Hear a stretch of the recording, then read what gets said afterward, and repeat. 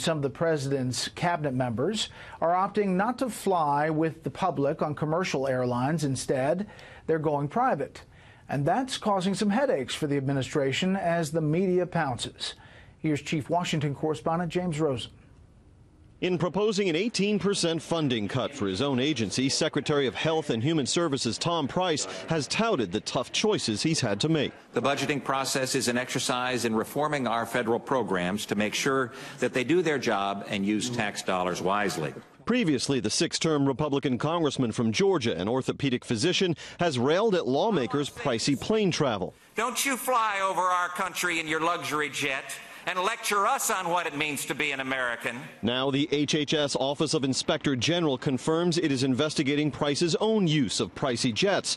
Word of the probe follows a September 19 Politico story. Its facts undisputed by HHS, reporting that the Secretary's office has chartered at least 24 private jets for his official travel, including 5 chartered flights in 1 week earlier this month, even though cheaper commercial travel options were available at an estimated cost to taxpayers of $60,000 in that 1 week alone. We have a rule in the House that you cannot travel on private.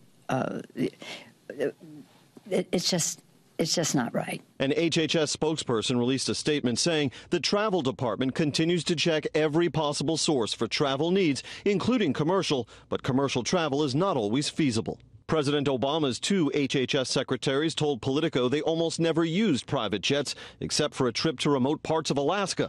Current Treasury Secretary Steven Mnuchin requested a government plane for his honeymoon, but defended the request. So this had nothing to do with convenience. This was purely about national security. Even as he withdrew it, Small Business Administrator Linda McMahon, the former wrestling executive, pays the difference between commercial and private charter anytime she opts for the latter, and Education Secretary Betsy DeVos exclusively flies private jets, but personally picks up all costs, even though she could legally seek reimbursement. Flying a charter airplane on a regular basis is really a no-no for a cabinet secretary unless they're paying it back personally. You would think that a congressman who has grown up in Washington and who understands what Washington's sensitivities and criticisms are about would know better. McMahon, DeVos, and Mnuchin all reportedly enjoy a net worth of several $100 million or more.